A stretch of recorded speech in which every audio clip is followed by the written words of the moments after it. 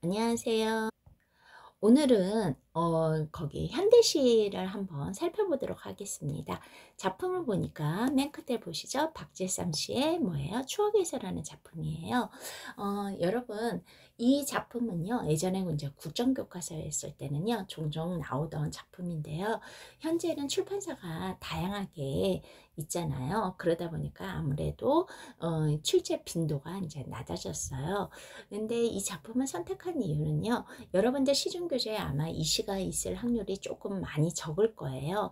여러분들이 고졸 검정고시 같은 경우에는요, 생전 처음 보는 지문이 나올 확률이 좀 있거든요. 그럴 때 당황하지 마시고 어떤 식으로 문제를 풀어봐야 되는지 함께 해보려고 이 작품을 골라보도록 했습니다. 우선 여러분들 항상 지문을 보실 때 맨 끝에 제목을 한번 꼭 염두에 보라고 드렸잖아요.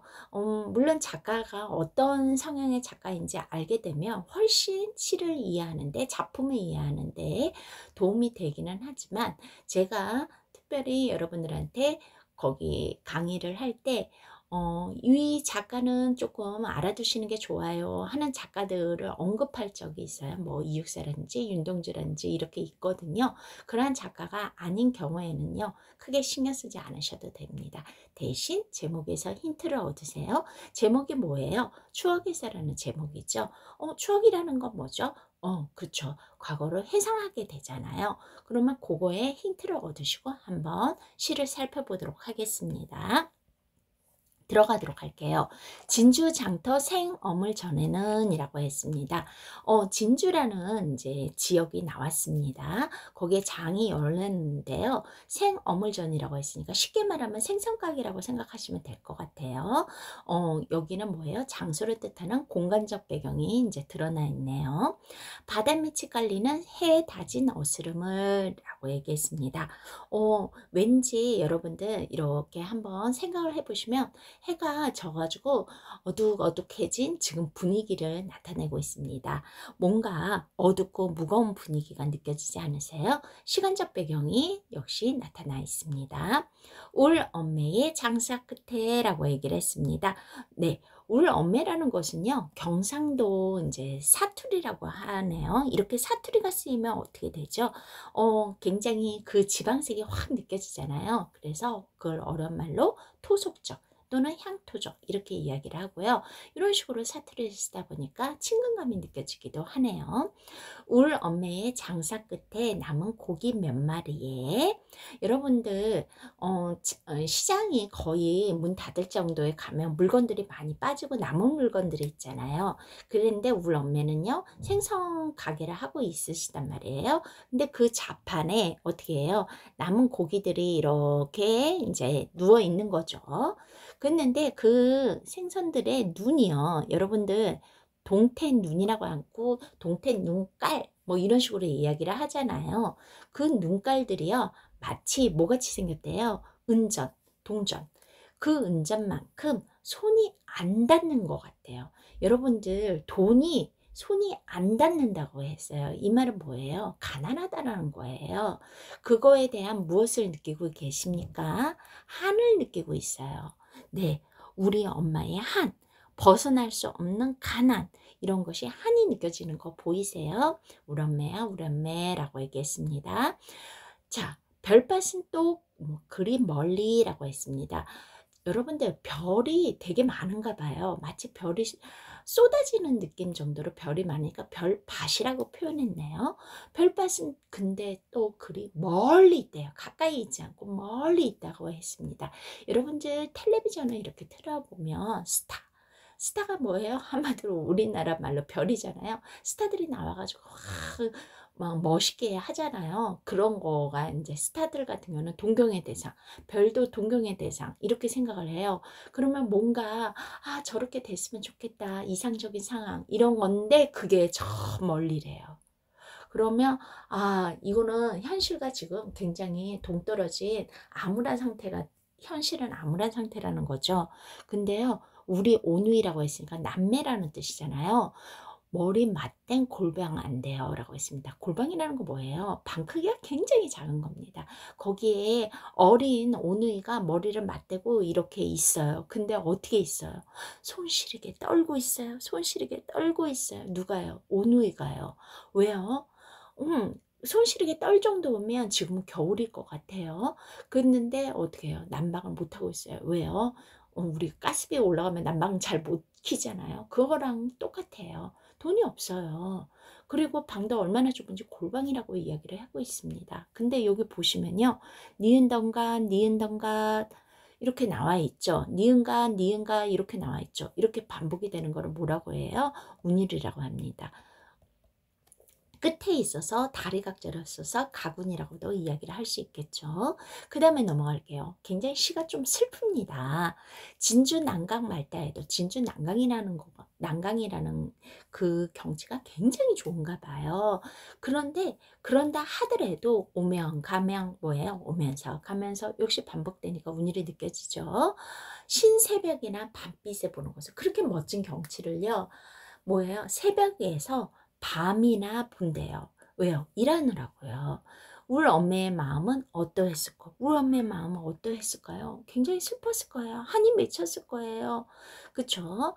그랬더니요. 여기 한번 보세요. 달빛바다 옹기 전에 옹기들 같이. 여러분들 장독대에 요즘에는 장독대가 거의 보기 힘들지만 이렇게 드라마 같은 데 보면 장독대에 장독들이 이렇게 옹기들이 이렇게 있잖아요. 그런데 달빛이 이렇게 비치는 거예요. 그러면 거의 뭐죠? 저녁 정도 될 때는 온도 차이가 확 지잖아요. 그러면 어떻게 해요? 온도 차이에서 이렇게 물방울이 이렇게 생기겠죠. 그쵸? 그랬는데 그게 마치 글썽이다라고 했어요. 여러분 글썽이다라는 말은 어떻게 표현해요? 눈물을 글썽이다 이렇게 얘기를 하잖아요. 근데 그 물방울이 마치 사람이 흘리는 눈물과 같은 느낌으로 표현을 했습니다. 근데 달빛을 받으니까 이게 반짝반짝반짝 빛나는 것처럼 보였다는 거예요. 그러면 이거하고 연결을 시켜보자고요. 누구하고요? 어머니하고도 연결을 할 수 있겠네요. 슬픔을 마음속 저편에서 삭히던 어머니의 한이 느껴지시나요? 역시 니은가 이렇게 운율을 느끼고 있습니다. 그러면 주제는 무엇일까요? 얼마나 가난했는지 보여주잖아요. 가난했던 유년 시절과 그 다음에 뭐예요? 어머니의 한에 대해서 이야기를 하고 있고요. 이거 역시 제목에서 딱 보면 아시다시피 과거를 회상했으니까 회상적인 성격을 보일 수 있죠. 그리고 슬프잖아요. 어려운 말로 이런 거를 애상적이라고 합니다. 그 다음에 뭐예요? 여기 사투리 쓰인 거를 보니까 향토적, 토속적 이런 거 느낄 수 있겠죠. 그러면 그거를 토대로 해서 한번 문제를 풀어보도록 하겠습니다. 여러분들 공부를 하실 때는요. 문제 위주로 푸는 것도 물론 한 방법이기도 하지만 이렇게 지문이 내가 모르는 지문이 나오고 잘 공부가 안 되어 있는 상태라면 그 지문이 나올 때마다 좀 분석하면서 좀 자세히 분석하면서 그걸 씹어먹겠다는 생각으로 공부를 하시면 다른 시를 보거나 다른 작품을 볼 때도 조금 더 도움이 되기도 합니다. 그리고 최신 기출문제가 아무래도 과거에 비해서 약간 난이도가 있어요. 그래서 최신 기출문제 푸는데 조금 어려움이 있으신 분들은요. 아예 조금 한 5, 6년 전 또는 심하면 한 10년 전 시간이 조금 넉넉하시면요. 그렇게 해서 기출문제를 예전 걸로 하나하나씩 풀어나가시는 것도 도움이 되실 거예요. 근데 너무 옛날 걸로 하려면 분량이 너무 많잖아요. 그래서 제가 이제 여러분들한테 추천하는 방법은 뭐 최소 3년 전 걸 해서 그것도 시간이 안 되면 최소 3회분 이렇게 하시면 좋겠습니다. 이렇게 말씀을 드리고 있거든요. 근데 조금 더 시간의 여유, 여러분들 8월 달에 시험이잖아요. 지금은 아직까지는 여유가 있는 편이거든요. 그런 경우에는 한 5년 전 거부터 해서 한 그렇게 되면 10회분 할 수 있거든요. 그런 식으로 연습하시는 것이 도움이 되시기도 합니다. 자, 그러면 한번 들어가 보도록 하겠습니다. 공부는 자신이 처한 상황에 맞게 여러분들이 편하신 쪽으로 하시는 게 좋으실 것 같아요.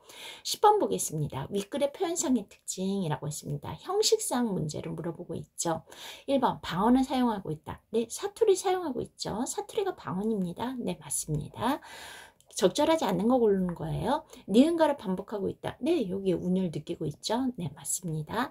3번 시각적 이미지가 드러나고 있다. 제가 그림까지 그렸죠. 그러니까 이것도 맞습니다. 여러분들 특히나 감각, 심상, 이미지 이거 오감각 플러스 공감각까지는 여러분들 중학교 때 중절 검정고시 때 거기에 다뤄봤던 거예요. 이거 반드시 꼭 체크하셔야 돼요. 특히나 시문학이라든지 이런 것에서는 심상 문제가 고졸이라도 종종 나오거든요. 이런 식으로 선지를 통해서 나오기도 하고요. 직접적으로 문제를 물어보기도 하거든요. 이거는 반드시 정리해 주세요. 이거는 어떤 시중교재에서든 개념에서 반드시 다루는 부분입니다. 그리고 4번 볼게요. 경어체의 어조가 나타나고 있다. 경어체는 쉽게 말하면 존댓말입니다. 존댓말 있었어요? 뭐뭐한 것인가? 뭐뭐 했던가? 이렇게 나와 있으니까 이건 답이 아니죠. 답은 4번입니다. 11번. 윗글을 읽고 우리 엄마의 마음은 어떠했을까요? 네. 아까 주제에도 잠깐 얘기했지만 어떻게 해요? 어머니의 한이 느껴지죠? 네. 2번. 슬프고 한이 서린 마음. 슬프다라는 거를 성격적으로 얘기하면 이상적이다. 아까 말씀드렸습니다. 12번. 윗글에 대한 감상으로 가장 적절한 것은 이건 출제위원들이 생각을 하신 거죠. 이 시를 이해했나 안 했나 물어본 거예요. 그러면 답은 몇 번입니까? 여기 너무 쉽네요. 화자는 지난날을 되돌아보고 있군. 제목을 통해서도 금방 알 수 있죠. 그래서 회상적이라고 아까 말씀드리기도 했습니다. 성격을요. 그 다음에 13번 보겠습니다.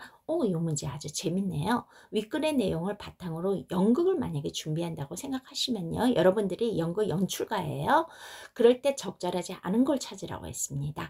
자, 등장인물은 어머니, 아들, 딸로 한다. 네, 오누이라고 했으니까 남매가 있어야 되는 건 맞고요. 그 다음에 제일 중요한 주인공은 어머니가 되겠죠. 그래서 1번 맞습니다. 2번 시간적 배경을 새벽부터 늦은 밤까지 해야 설정한다 라고 했죠. 오면 가면 뭐라고 했어요? 신새벽이나 밤빛에 보이는 것을 이라고 했으니까 네, 이건 맞고요. 3번 공간적 배경은 공원, 큰마루, 저수지를 설정한다. 여기 공원이라는 장소 있었나요? 마루 있었나요? 없었어요. 전혀 없었죠. 이거는 점수 주려고 나오는 문제였네요. 답은 3번입니다. 4번 무대 소품으로는 일상성 가게의 자판, 그 다음 생선, 옹기 등이 있겠죠. 그래서 답은 3번입니다. 여러분 의외로 문제는 되게 평이한 문제였어요. 그래서 여러분들이 시를 읽고 시간을 들여서 그 시험 보는 동안에 천천히만 읽으셔도 충분히 푸실 수 있었던 문제입니다. 자, 오늘은 여기까지 하겠습니다. 수고하셨습니다.